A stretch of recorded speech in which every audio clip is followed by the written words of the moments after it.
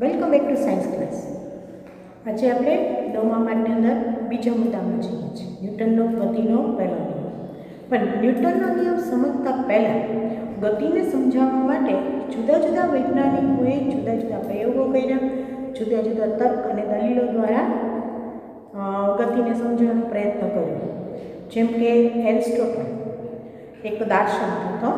દાર્શનિક એટલે એવા વૈજ્ઞાનિકો હોય કે જે હકીકતમાં વૈજ્ઞાનિક નહીં, પરંતુ વિચારથી, અવલોકનોથી, એક તર્કમાંથી બીજો તર્ક, બીજા તર્કમાંથી ત્રીજો તર્ક એમ કાઢી અને દલીલો દ્વારા બાબતોને સમજાવવાનો પ્રયત્ન કર્યો. પ્રયોગો દ્વારા નહીં, એટલે અત્યારના ટિપિકલ વૈજ્ઞાનિકો જેમ પ્રયોગો દ્વારા સાબિતી આપી અને પછી કોઈ નિયમની તારવણી કરે છે એમ નહીં. તો એરિસ્ટોટલે એવું જોયું કે જ્યારે કોઈ પદાર્થને આપણે લીસી સપાટી હોય કે ગમે તે ગતિ કરાવીએ તો એ આગળ જઈને અટકી જાય છે. એટલે એના ઉપરથી એણે નિયમ બનાવ્યો કે કોઈ પદાર્થને જો સતત ગતિમાં ચાલુ રાખવો હોય, એટલે કે એની અચળ વેગી ગતિ ચાલુ રાખવી હોય તો એને સતત બાહ્ય બળ આપવું પડે છે. ગેલિલિયો નામના વૈજ્ઞાનિક હતા, એણે એરિસ્ટોટલના આ નિયમ છે એનું ખંડન કરવા માટે એક પ્રયોગ કર્યો. એણે બે પ્રયોગો કર્યા ઢાળના. એક પ્રયોગની અંદર એને એક આવો ઢાળ લીધો. એ ઢાળની બરાબર સામે એટલી જ નમન કોણ ધરાવતો, એટલી જ ઊંચાઈ ધરાવતો એવો બીજો ઢાળ લીધો, સેમ ઢાળ. બરાબર? એટલે આ સેમ ઊંચાઈ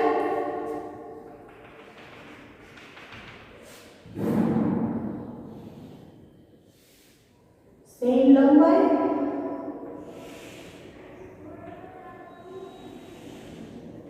અને આ નમન કોણ પણ સરખો હોય, લગભગ સરખો હોય એવા બે ઢાળ લીધા.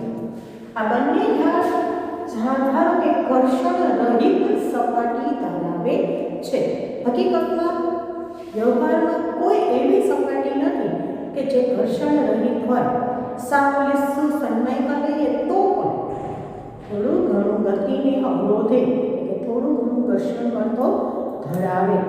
પણ આપણે કલ્પના કરીએ કે ધારો કે આ બંને એવો ઢાળ છે કે જેની સપાટી ઘર્ષણ કરતી નથી. પછી એને અહીંયા ડી ઊંચાઈથી એક બોલને કોઈ પણ આ પ્રકારનું બળ આપ્યા વગર દળતો મૂકી દીધો. બરાબર? એટલે ઢાળ છે તે ગુરુત્વાકર્ષણ બળની અસર નીચે બોલ છે એની આમ નીચે આવે છે, પણ ત્યાંથી બીજા ઢાળ ઉપર એટલી જ ઊંચાઈ પ્રાપ્ત કરી અને એટલું જ અંતર કાપે છે, અહીંયા પહોંચે છે. બરાબર? બોલ અહીંયા પહોંચે છે. પછી એને એવું કીધું કે જો હું આ નમન કોણ ઘટાડતો જાઉં તો હવે આનો ઢાળ ઘટાડું છું તો આટલી જ ઊંચાઈ માટે મારે ઢાળની લંબાઈ વધારવી પડે. પહેલાનો ઢાળ હતો એની કરતાં હવે આ ઢાળ કેવો થઈ ગયો છે? ઓછો. એનો નમન કોણ ઘટાડી દીધો છે. તો પહેલા જેટલી ઊંચાઈ પ્રાપ્ત કરવા માટે બોલ બીજા ઢાળ ઉપર વધુ અંતર, એટલે પહેલું અંતર જો d1 હોય તો d2 નું મૂલ્ય d1 કરતાં વધુ, એટલે ઊંચાઈ તો એટલી જ પ્રાપ્ત કરે છે પણ અંતર વધુ કાપે છે. પછી એને વધુ એનો નમન કોણ ઘટાડે.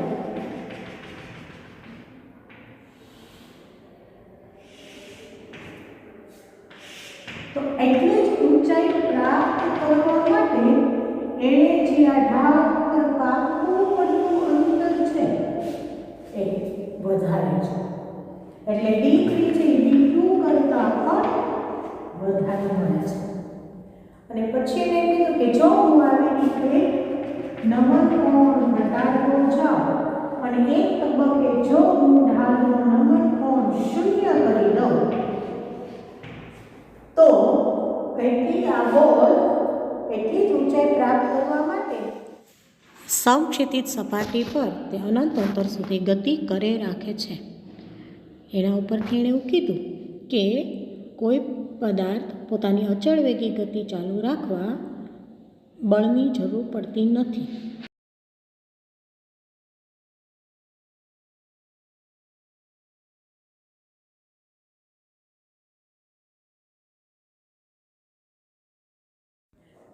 બાહ્ય બળની જરૂર પડતી નથી.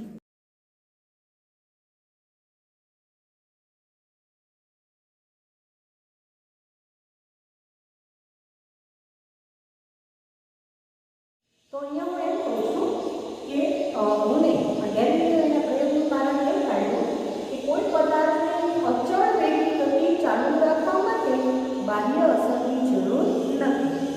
એવી જ રીતે કોઈ પદાર્થ સ્થિર છે તો એ પોતાની સ્થિર અવસ્થા જાળવી રાખવા એને બાહ્ય બળની જરૂર નથી. એને ગતિમાન અવસ્થામાં આવવું હોય ત્યારે એને બાહ્ય બળની જરૂર છે. બરાબર? એટલે ટૂંકમાં કોઈ પણ પદાર્થ પોતાની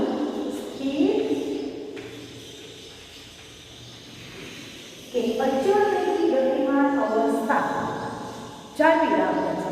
બળ લગાડો તો જ બદલાશે, નહીં તો જેમ છે એમ રહેશે. એટલે ગેલિલિયોનો આ પ્રયોગ છે એને પદાર્થના એક વિશિષ્ટ ગુણધર્મની સમજૂતી આપી. એ ગુણધર્મને કહેવાય છે જડત્વ. કે દરેક પદાર્થ પોતાની સ્થિર અવસ્થા કે અચળ વેગી ગતિમાન અવસ્થાનો બદલવાનો પ્રતિકાર કરે છે. તેના આવા ગુણધર્મને જડત્વ કહે છે. બરાબર? એટલે ગેલિલિયોના પ્રયોગ ઉપરથી આપણને જડત્વની વ્યાખ્યા આપે છે. દરેક પદાર્થ પોતાની સ્થિર કે અચળ વેગી ગતિમાન અવસ્થા બદલવાનો પ્રતિકાર કરે છે. તેના આ ગુણધર્મને જડત્વ કહે છે. હવે આ જડત્વના ગુણધર્મ આધારિત ન્યૂટને ગતિનો પહેલો નિયમ આપ્યો છે.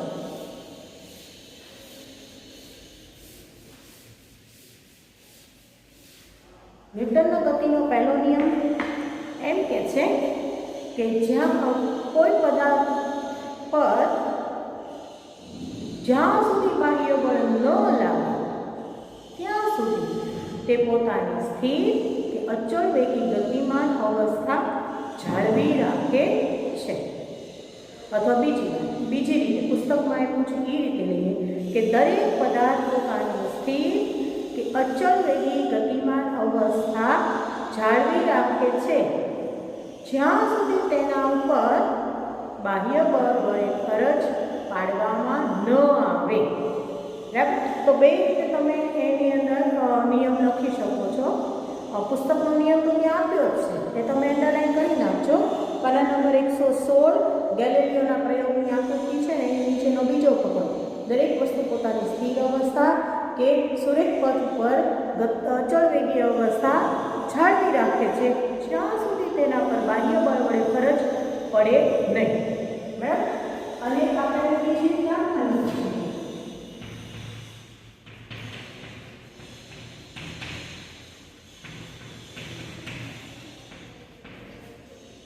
જ્યાં સુધી બાહ્ય બળ લગાડવામાં ન આવે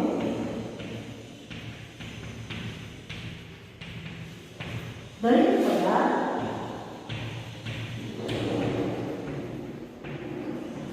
પોતાની સ્થિર કે સુરેખ પથ પર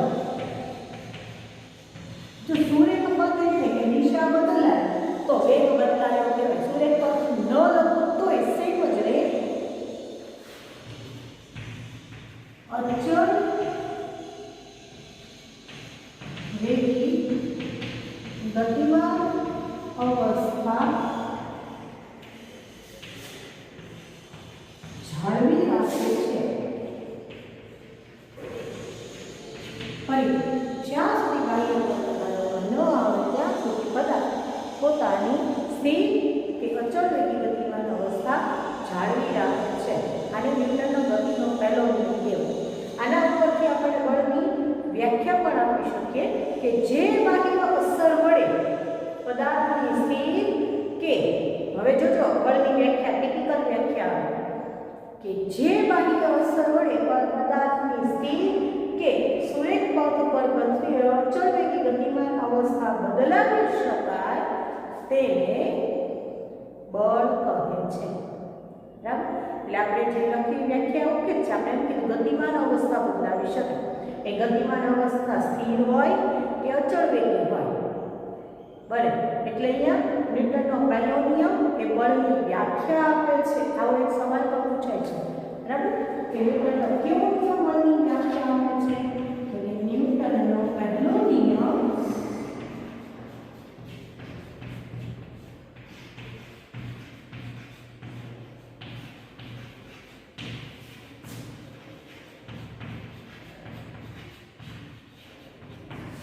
વળી આ પદાર્થના જડત્વના ગુણધર્મને સમજાવે છે. એટલે ન્યૂટનનો પહેલો નિયમ છે ને જડત્વના નિયમ તરીકે પણ ઓળખાય છે.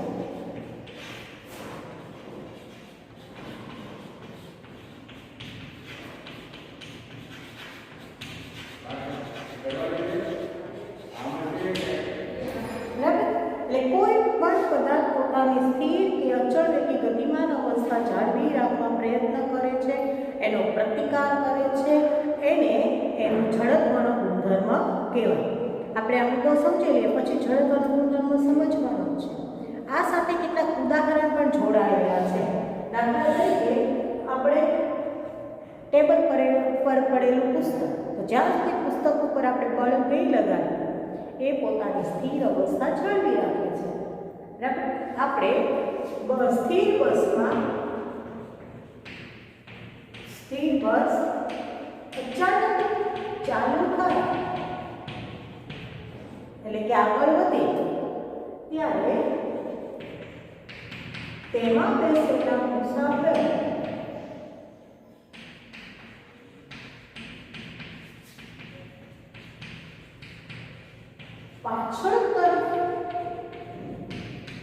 પાછળ તરફ લંબી જાય છે અથવા ધકેલાય છે. બેઠેલા કે ઉભેલા મુસાફર હોય તો બસ જેવી ચાલુ થાય તો બસ આગળ જાય અને આપણે પાછળ જઈએ. કેમ એવું થાય છે ભાઈ?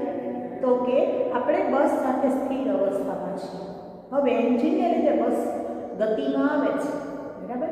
એટલે કે એન્જિનને લીધે બસ ઉપર બળ લાગે છે, એની પર યાંત્રિક બળ લાગે એટલે બસ તો ગતિમાં આવશે, પણ આપણને તો કોઈ ધક્કો મારતો નથી, આપણને તો કોઈ બળ લાગતું નથી. એટલે આપણું શરીર પોતાની સ્થિર અવસ્થા જડત્વના ગુણધર્મને કારણે પોતાની સ્થિર અવસ્થા જાળવી રાખવા પ્રયત્ન કરે છે. પણ બસ સાથે જોડાયેલા આપણા પગ, બસની ઉપર આપણે ઊભા છીએ, આપણે વજન બળથી બસ સાથે વ્યવસ્થિત રીતે જોડાયેલા છે એટલે પગ આગળ તરફ ખસે છે, પણ ઉપરનું શરીર એ ગતિમાં આવવાનો પ્રતિકાર કરે છે એટલે આપણે પાછળ તરફ નમી જઈએ છીએ. જો કારણ પૂછાય તો એટલું લખવાનું કે સ્થિર બસ સાથે આપણું શરીર સ્થિર અવસ્થામાં હોય છે. બસ અચાનક ગતિમાં આવે છે ત્યારે બસ સાથે જોડાયેલા આપણા પગ અને નીચેનું શરીર ગતિમાં આવે છે, પરંતુ ઉપરનું શરીર જડત્વના ગુણધર્મને કારણે આ નિયમનો ઉલ્લેખ કરવાનો. જડત્વના ગુણધર્મને કારણે પોતાની સ્થિર અવસ્થા જાળવી રાખવા પ્રયત્ન કરે છે એટલે આપણે પાછળ તરફ નમી જઈએ છીએ. એનાથી ઉલટું કે ચાલુ બસ હોય, સ્થિર બસ નહીં, ચાલુ બસ અચાનક અટકે એટલે કે ડ્રાઈવર અચાનક બ્રેક મારે તો આપણે આગળ નમી જઈએ છીએ. શું કામ એવું થાય છે? તો કે ચાલુ બસ સાથે આપણું શરીર ગતિમાં હોય છે. બરાબર? બ્રેકને કારણે બસ ઉપર બળ લાગે છે એટલે બસ સ્થિર અવસ્થામાં આવે છે, પરંતુ અને બસની સાથે આપણું નીચેનું પગ કે શરીર, બેઠેલા હોઈએ તો નીચેનું શરીર અને ઊભેલા હોઈએ તો આપણા પગ, એટલે કે પગ અને નીચેનું શરીર સ્થિર અવસ્થામાં આવે છે, પણ ઉપરનું શરીર પોતાની અચળ વેગી ગતિમાન અવસ્થા ઝડપના ગુણધર્મને કારણે જાળવી રાખે છે. એ સ્થિર અવસ્થાનો પ્રતિકાર કરે છે એમ પણ કહી શકાય. તેથી આપણે આગળ નમી જઈએ છીએ. સેમ વસ્તુ કાર માટે પણ કે કાર જ્યારે અથવા કોઈ પણ વાહન ડાબી બાજુ વળાંક લે છે તો આપણે બીજી તરફ એટલે કે જમણી તરફ આમ નમી જઈએ છીએ, અથવા એ જમણી તરફ વળાંક લે છે તો આપણે ડાબી તરફ, અથવા તો એમ કે જ્યારે પણ વાહન પોતાની દિશા બદલે છે ત્યારે તેમાં બેઠેલા મુસાફર બીજી તરફ.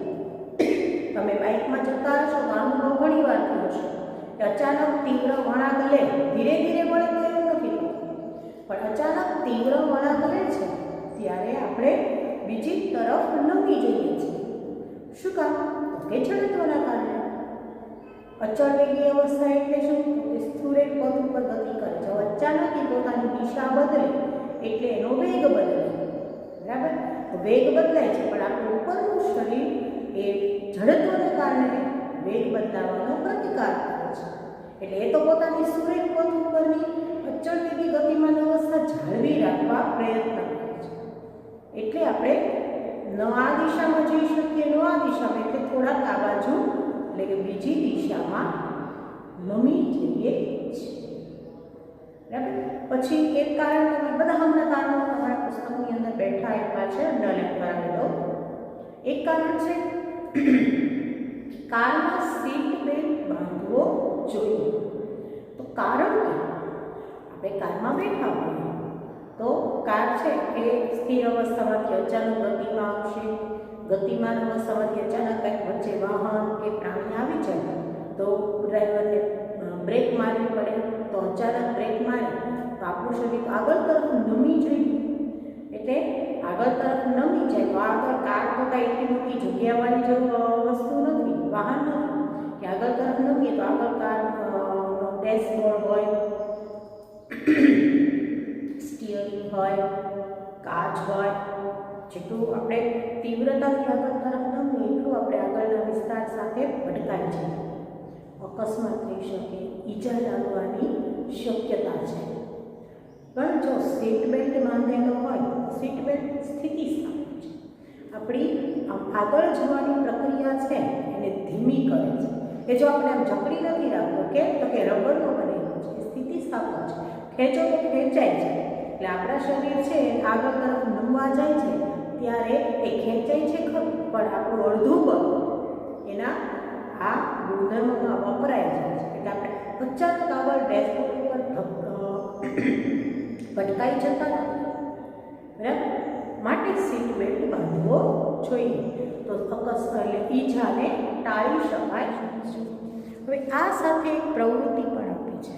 તમે કેરમ રમતા હશો તો કેરમની અંદર કુકરીઓને તો આપણે ગોઠવણી કરીએ છીએ, પણ ક્યારેક તમે આમ ઊભી કુકરીઓને ગોઠવો અને સ્ટ્રાઇકર દ્વારા ફક્ત નીચેની કુકરી ઉપર જ જો તમે આઘાત લગાડો છો ત્યારે ઉપરની કુકરીઓ ઉપર બળ નથી લાગતું, ખાલી નીચેની કુકરી ઉપર બળ લાગે છે. તો નીચેની કુકરી ખસી જાય છે, ઉપરની કુકરીઓ પોતે એમને સ્તંભની જેમ ઊભી રહે છે. બરાબર? તો આવી ઘણી બધી પ્રવૃત્તિઓ પુસ્તકમાં આપી છે. બીજી એક પ્રવૃત્તિ આપી છે, હું અહીંયા તમને વિડીયો મૂકું છું, એ તમે જોઈ શકો. ગ્લાસ, એની ઉપર મેં કાર્ડ મૂક્યું છે અને કાર્ડ ઉપર એક સિક્કો છે.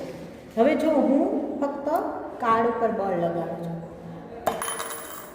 સિક્કા ઉપર બળ નથી લાગ્યું એટલે સિક્કો ગ્લાસમાં પડી જાય છે. તમે જોયું કે કાર્ડ ખસી જાય છે, પણ શું કામ? તો કે કાર્ડ ઉપર બળ લગાડ્યું, સિક્કા ઉપર આપણે બળ લગાડ્યું નથી. એટલે સિક્કો પોતાના જડત્વના કારણે સ્થિર અવસ્થા જાળવી રાખે છે, પણ એની નીચેથી બેઝ પાયો એટલે કે કાર્ડ ખસી ગયું એટલે ગ્લાસમાં પડી. એ બધું છે કે જડત્વ અને દ્રવ્યમાન વચ્ચે શું સંબંધ છે. એટલે બીજી રીતે ફરીથી એક વખત જડત્વને યાદ કરો કે દરેક પદાર્થ પોતાની સ્થિર અવસ્થા કે ગતિમાન અવસ્થા જાળવી રાખવા પ્રયત્ન કરે છે, અથવા તો એ અવસ્થાને બદલવાનો પ્રતિકાર કરે છે. આ ગુણધર્મોને જડત્વ કહે છે. વ્યાખ્યા મેં સ્ક્રીન ઉપર મૂકી છે, લખી. હવે જો આપણે એમ કીધું કે દરેક પદાર્થ જડત્વ ધરાવે છે. આપણે જેને આળસ કહીએ ને કે આપણે પડ્યા હોય તો જ્યાં સુધી મમ્મી ગુસ્સેથી ઊભા નહીં કરે ત્યાં સુધી ઊભા થવાનું ગમતું નથી. સેમ વસ્તુ દરેક પદાર્થ છે એ આ જડત્વનો ગુણધર્મ તો ધરાવે છે. પરંતુ શું સરખો હલાવે છે, એની સાથે શું જોડાયેલું છે? તો આપણે સમજીએ કે ધારો કે મેં તમને તે દિવસે આગળના ઉદાહરણ આપ્યું કે આપણે જતા હોઈએ ને રસ્તામાં સાયકલ હોય તો આપણે શું કરશું? તો કે એને ખસેડી શકીએ છીએ, એને પાટું મારીને પાડી દઈ શકીએ છીએ, આપણે નડતી હોય તો આપણે મૂકી શકીએ છીએ. પણ જો ટ્રક હોય તો નહીં ધક્કો મારી શકીએ, નહીં પાટું મારીને પાડી દઈ શકીએ, એને રસ્તામાંથી આપણે ખસેડી શકતા નથી. તો સાયકલ એ સ્થિર અવસ્થામાં છે, ટ્રક પણ સ્થિર અવસ્થામાં છે, પણ સાયકલને ખસેડવા માટે આપણે ઓછું બળ લગાડવું પડે છે. એટલે કે એની સ્થિર અવસ્થામાંથી એને ગતિમાન અવસ્થામાં લાવવા માટે અથવા તો એનું સ્થાન બદલવા માટે આપણે ઓછું બળ લગાડવું પડે છે, કારણ કે એ ઓછો પ્રતિકાર કરે. બીજી રીતે કહીએ તો એનું જડત્વ ઓછું છે. એની સામે ટ્રક એને બહુ બળ લગાડવું પડે છે, કારણ એનું જડત્વ વધારે છે. બરાબર? એક ટ્રેન અને એક સાયકલ, તો સાયકલનું દળ ઓછું, ઝડપ ઓછું. ટ્રેન મોટા વાહનો છે એનું દળ વધુ, તો એનું ઝડત્વ વધુ. હવે તો ઘણા અનુભવ છે. આપણી સામે આપણે લડાઈ થઈ હોય ને ભાઈ બંધો પાતળ હોય, આપણી કરતાં ઓછો જોરાવર હોય તો ધક્કો પાડી દઈએ. પણ જો વધુ જોરાવર હશે તો આપણે એવી મસ્તી કરશું નહીં, કેમ કે એને ખબર છે આપણે એને ધક્કો મારશું તો પડશે નહીં. કેમ? એનું દળ વધારે છે, એનું ઝડત્વ વધારે છે. એટલે ટૂંકમાં કોઈ પણ પદાર્થ છે એના ઝડત્વનું મૂલ્ય એના દ્રવ્યમાન સાથે જોડાયેલું છે. બીજી રીતે કહીએ તો મેં સ્ક્રીન ઉપર લખ્યું છે, સ્ક્રીન પર એ વિધાન આવે છે કે કોઈ પણ પદાર્થનું જડત્વ એના દ્રવ્ય, એટલે કે જેમ પદાર્થનું દ્રવ્યમાન વધુ એનું જડત્વ વધુ. આ સાથે જે કારણોને જો આપ્યા છે, હવે આપણે સવાલ જોઈ લઈએ. તમને પહેલો સવાલ આપ્યો છે કે નીચેના પૈકી કોનું જડત્વ વધુ છે? તો રબરનો દડો અને એટલા જ પરિમાણવાળો પથ્થર. તો તમને ખબર છે પથ્થર અને દડો બેનું દળ એક સરખું, દળ જુદું જુદું હોય, આકાર સરખો હોય તોય રબરનો દડો હલકો હોય કેમ કે એનું દ્રવ્યમાન ઓછું હોય, અને પથ્થર છે એ ભારે હોય કેમ કે એનું દ્રવ્યમાન વધુ હોય. તો જડત્વ એ કોનું વધારે? પથ્થર. પછી બીજું આપ્યું છે સાયકલ અને ટ્રેન. એ તો ઓબ્વિયસ, તમને ખબર જ છે કે ટ્રેનનું જડત્વ વધુ છે. 5 રૂપિયાનો સિક્કો અને 1 રૂપિયાનો સિક્કો, તો તમે જોયો છે 1 રૂપિયાનો સિક્કો પાતળો નાનો છે, 5 રૂપિયાનો સિક્કો જાડો છે, એટલે આપોઆપ 5 રૂપિયાનું દળ વધુ છે, તો જડત્વ વધુ છે. પછી બીજો સવાલ, નીચે આપેલા ઉદાહરણમાં દડાનો વેગ કેટલી વાર બદલાય છે એ તમે જુઓ. તો એ તમે આખો અહીંયા સ્ક્રીન ઉપર મેં સવાલ મૂક્યો છે, એને વાંચતા જાઓ, અને મેં અંડરલાઈન કરી છે એ જગ્યાએ એ બોલ ઉપર બળ લાગે છે અને ત્યારે જ એની દિશા કે એનો વેગ બદલાય છે. તો એ તમે જુઓ. ત્રીજો સવાલ, કોઈ ઝાડની ડાળીને તીવ્રતાથી હલાવીએ તો કેટલાક પર્ણો ડાળીમાંથી છૂટી જાય છે. આવું જ બીજું કારણ પણ એમ પૂછે છે કે આપણે ઝાડને હલાવીએ તો બોર જેવા ફળ નીચે પડી જાય છે, અથવા તો પાકા ફળો જમીન પર પડી જાય છે. તે બધાનું કારણ એક જ છે કે જ્યારે આપણે ઝાડની ડાળીને હલાવીએ છીએ ત્યારે એ આપણે ખાલી ડાળી ઉપર બળ લગાડીએ છીએ, એ ફળ ઉપર બળ લગાડતા નથી કે પાંદડા ઉપર બળ લગાડતા નથી, પણ એ ડાળી સાથે પર્ણદંડ કે ફળ છે એ પાતળી દંડ દ્વારા જોડાયેલું હોય છે. બરાબર? હવે પાકું ફળ હોય ને ત્યારે, અથવા તો પીળા પાંદડા હોય ને ત્યારે આ જે જોડાણ છે એ નબળું હોય છે, જેને લીધે એ બંને વચ્ચેનું જોડાણ નબળું હોવાને લીધે પર્ણો ખરી પડે છે. કેમ ખરી પડે છે એ પણ જોયું કે જ્યારે આપણે બળ લગાડીએ છીએ ત્યારે ડાળી સાથે જોડાયેલા પર્ણ કે ફળ, હું ફળનું કારણ એ સાથે સમજાવતી જાઉં છું એટલે બરાબર ધ્યાન રાખજો.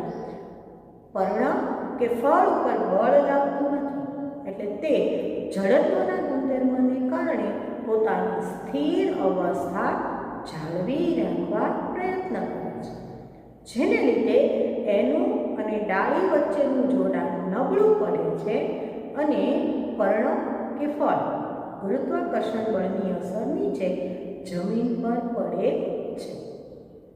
બરાબર? એટલે ટૂંકમાં અહીંયા જેમ કીધું કે પર્ણો કેમ ફરી જાય છે, તો ત્યાં એનું જડત્વને કારણે, એટલે જડત્વ આધારિત ઘણા બધા અસંખ્ય કારણો વ્યવહારમાં આપણી આસપાસ બનતા હોય એવા કારણો પણ પૂછી શકે. પુસ્તકમાં આપ્યા છે એ જ પૂછે એવું જરૂરી નથી. એટલે મૂળ મુદ્દો સમજવાનો પ્રયત્ન કરો. બીજો પછીનું છે કારણ છે કે જ્યારે કોઈ ગતિશીલ બસ અચાનક અટકી જાય છે તો તમે આગળ તરફ નમો છો અને ઊભેલી બસ અચાનક ગતિમાં થાય છે તો પાછળ તરફ નમો. આની ચર્ચા આપણે આગળ થોડા વખત પહેલાં કરી, એટલે એનો સવાલનો જવાબ તમને લખતા આવડશે. તો આજનું હોમવર્ક અને ગતિનો પહેલો નિયમ છે એને લર્ન કરો, પાકો કરો, જડત્વની વ્યાખ્યા પાકી કરો અને આટલા 4 સવાલના જવાબ લખો. Thank you.